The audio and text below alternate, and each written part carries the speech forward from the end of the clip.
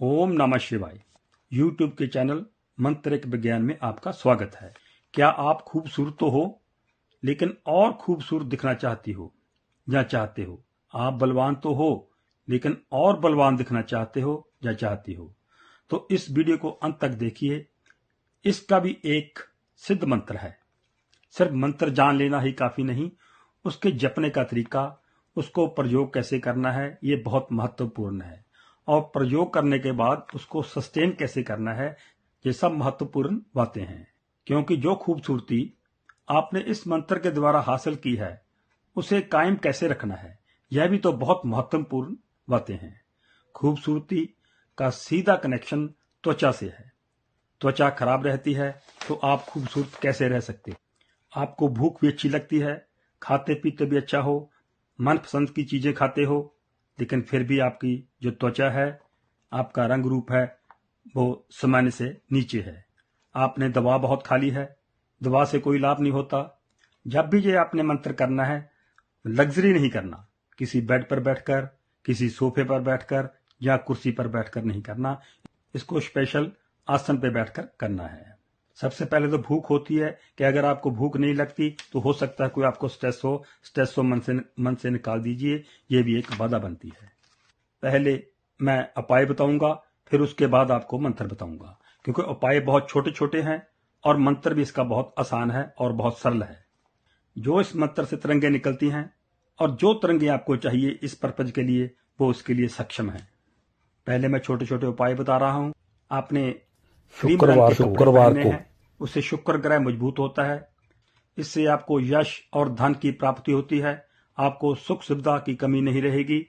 जो व्यक्ति यह मंत्र का जैसे मैं बताया हूं वैसे नियमों का पालन करता हुआ इसको करेगा, वो समाज में मान, इज्जत, सम्मान की उसको प्राप्ति होगी। क्योंकि शुक्रवार का दिन सुख, समृद्धि, वैभव और ऐश्वर्य के लिए समर्पित है। अगर आपके चेहरे पर ग्लो है, आपके चेहरे पर तेज है, तो आपकी सोसाइटी में बहुत अच्छी पोजीशन होती है। आपका रोब रहेगा। अगर पुरुष है तो दिखने में अच्छा लगेगा, तो उसकी भी कॉन्फिडेंस आएगा, उसमें कहीं ना कहीं उसका वजन और बढ़ेगा। जब जब मंत्र आप करेंगे तो मैं इसके फायदे क्या गिनाऊं, आप खुद ही देख लोगे, क्योंकि आप में चेंजेस इतनी आएंगी। लेकिन मंत्र करने के बाद खूबसूरती तो आएगी, लेकिन मैं आपको एक बात और कहूंगा कि खूबसूरत दिखना और खूबसूरत होना बहुत बड़ी बात है। आपको खूबसूरत दिखने के साथ साथ खूबसूरत होना भी पड़ेगा। बाहरली सुंदरता के साथ साथ अंदरूनी सुंदरता भी बहुत जरूरी है। जब आप अंदर से भी सुंदर होंगे तो बाहरली सुंदरता भी आपकी और दुगनी हो जाएगी। इस मंत्र के साथ आपको अगर कोई स्किन प्रॉब्लम है वो भी दूर हो जाएगी। आपने शुक्रवार के दिन ये मंत्र शुरू करना है और पहले आपने सफेद चीजों का एक बार दान जरूर करके फिर मंत्र शुरू करना है। जैसे सफेद वस्तु है दूध, पनीर, चावल, दही। अगर समर्थ हो तो चांदी का दान कीजिए, अगर समर्थ हो। अगर आप में समर्था नहीं है तो फिर जैसे मैंने दूध, दही, पनीर वगैरह बताया है, उसका दान करके फिर यह मंत्र करना है। पहले ऋषि मुनि थे, साधु संत हैं, वो कोई कॉस्मेटिक यूज नहीं करते थे। उनके चेहरे पे इतना तेज होता था कि देखने वाला देखता रह जाता था। आज भी ऐसे संत हैं, इनके चेहरे पर बहुत तेज होता है, तो इन्हीं मंत्रों की वजह से होता है। ये मंत्र आपके अंदर से वो चीज जगा देंगे जो हमें खूबसूरती के लिए चाहिए। तो ये मंत्र है, आपने आसन पे बैठ जाना है और आसन पे बैठकर आपने 108 मंत्र, एक माला करनी है। पहले हाथ में एक गिलास पानी का ले लेना है। तो पानी की तरफ देखते हुए आपने ओम अग्नि चक्रह्य नमः, ओम अग्नि चक्रह्य नमः, ओम अग्नि चक्रह्य नमः की एक माला करनी है। मंत्र स्क्रीन पे दिया है, आप नोट कर लीजिए। इस मंत्र की आपने पानी पर देखते हुए एक माला करनी है और उसके बाद ये पानी आपने ग्रहण कर लेना है, पी लेना है। बहुत छोटा सा मंत्र है, बहुत सरल उपाय है, कोई खर्च नहीं है इस पे। आप करके देखिए, एक हफ्ते में आपको फर्क पता चलेगा कि आपके चेहरे पर, आपकी बॉडी पे इसका फर्क पड़ चुका है। और इसको करते रहिए, कम से कम 43 दिन तो करना है, और उसके बाद भी अगर करते रहेंगे तो अच्छा होगा। क्योंकि कोई बड़ी बात नहीं है, कोई खर्च नहीं करना, कहीं जाना नहीं, ज़्यादा टाइम नहीं लगता। सिर्फ 3 मिनट में एक माला हो जाती है। और 3 मिनट अगर आप अपने सौंदर्य के लिए, अपने चेहरे के लिए, अपनी बॉडी के लिए अगर 3 मिनट रोज खर्च कर दो, एक बार करके देखना, फिर आप खुद ही कमेंट बॉक्स में बताओगे। इसके साथ साथ साफ सुथरे कपड़े तो अपने पहनने हैं, लक्ष्मी जी की पूजा करनी है, गरीबों की मदद करनी है, घी, दही, कपूर, मोती का दान करना है, सफेद मोती आपने पहनना है और गाय को चारा डालना है। ये छोटी छोटी बातें हैं, ये साथ में करनी है। ये तो भलाई के काम है, ये तो वैसे भी करने चाहिए। पहले तो आपको ज्ञात नहीं था कि ये मंत्र कौन सा करें, कैसे करें।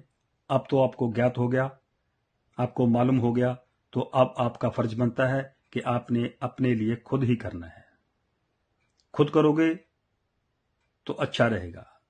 अगर कोई आपके लिए करेगा तो वो इतना फायदा नहीं करेगा।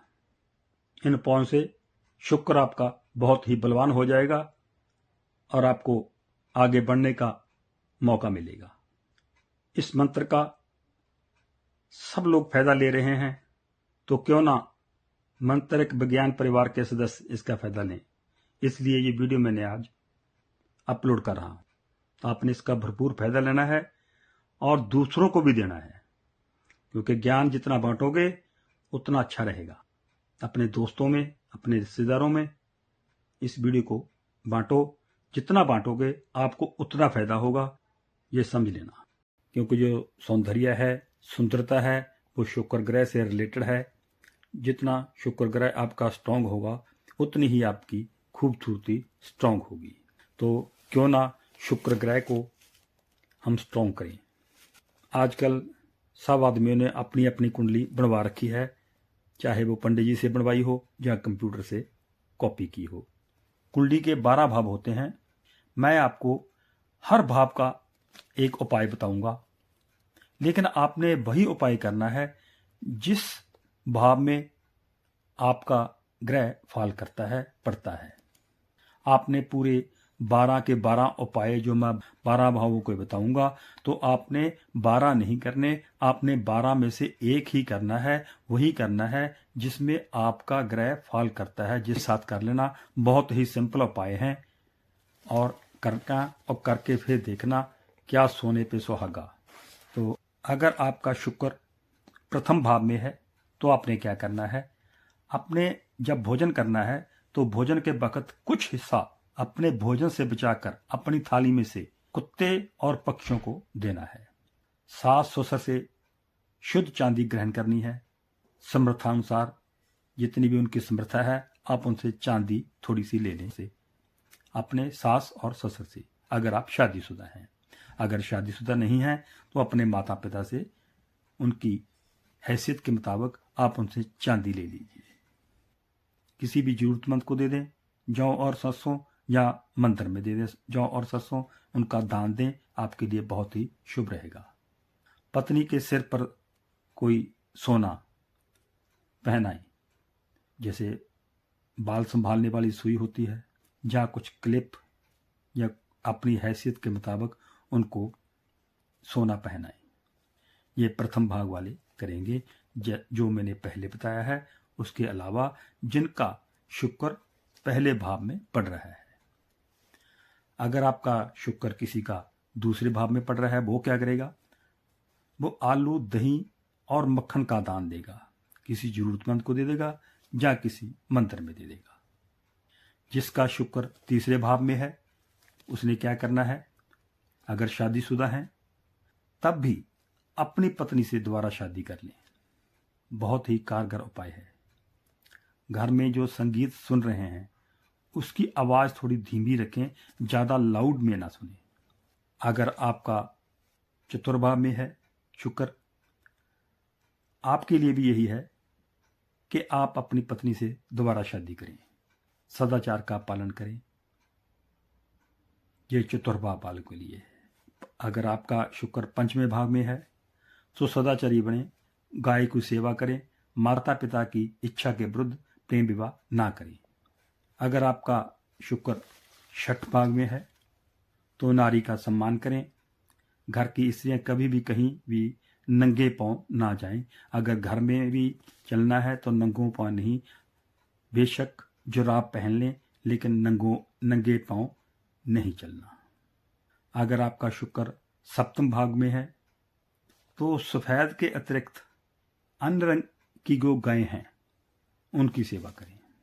किसी गौशाला में चले जाएं, या बाहर गऊ है जो कोई, किसी गौशाला में चले जाएं। सफेद रंग के अलावा जो भी गाय है, भूरे रंग की है, काले रंग की है, उसकी सेवा करें, उसको रोटी दें या चारा दें। अगर आप शादीशुदा नहीं हैं, शादी होने वाली है, तो दहेज में कांसे का बर्तन जरूर ले लें। बोल कर ले सकते हैं, आप दहेज में कांसे का बर्तन जरूर ले लें। अगर आपका शुक्र अष्टम भाग में है, भगवान के नाम पर कोई दान स्वीकार ना करें। अब अपने बलबूते अपनी कमाई के ऊपर ही चलें। मंदिर में जाकर अपने मस्तक निभाएं और वहां तिलक लगाएं। गटर नाले में कुछ फूल व तांबे का सिक्का डाल दें। आजकल तांबे का सिक्का अवेलेबल नहीं होता।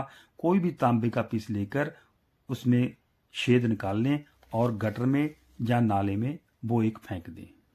अगर आपका शुक्र नवमें भाग में है तो घर बनवाते समय, जब अपने घर बनवाना है तो घर की नींव में चांदी और शहद जरूर डाल दें। मांस, मछली, अंडा, शराब आदि ये तामसिक वस्तुओं का सेवन ना करें। अगर आपका शुक्र 10वें भाग में है, घर के पश्चिम दिशा की दीवार वो कच्ची रखें, उस पर प्लस्तर ना करें। लोहे का दान दें, तेल का दान दें शनिवार के दिन। अगर आपका शुक्र एकादश भाव में है तो बुधवार को आपने हरी मूंग का दान देना है। हरी मूंग एक मुट्ठी लेके आपने छत पे डाल देना है चिड़ियों के लिए। हरी वस्तु मंदिर में दान दें और शनिवार को तेल का दान दें। अगर आपका शुक्र द्वादश भाग में है तो गोदान करने का विधान है, लेकिन समर्था नहीं है गोदान करने की, तो गोदान के 1 रुपये से लेकर आप ऊपर कुछ भी गोदान के बोलकर किसी को दे सकते हो। अगर पूरी गोदान की आपकी हिम्मत नहीं है, समर्था नहीं है, तो 1 रुपये से ऊपर कुछ भी आप किसी को गोदान के नाम पर दान दे सकते हो। पत्नी द्वारा नीले फूल जो हैं उसको बोले कि वो जमीन में गाड़ दे। नीले फूल, अगर आप शादीशुदा हो तो नीले फूल पत्नी जमीन में गाड़ दे शुक्रवार के दिन, अगर आपका ये शुक्र द्वादश भाग में है।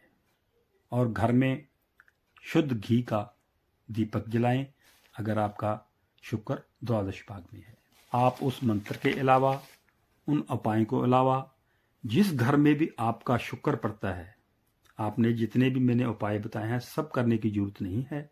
जिस घर में आपका शुक्र पड़ता है आपने वही घर के उपाय करने हैं जो मैंने बताए हैं। बहुत सिंपल हैं, बहुत सरल हैं, लेकिन बहुत काबिल हैं, बहुत कारगर हैं।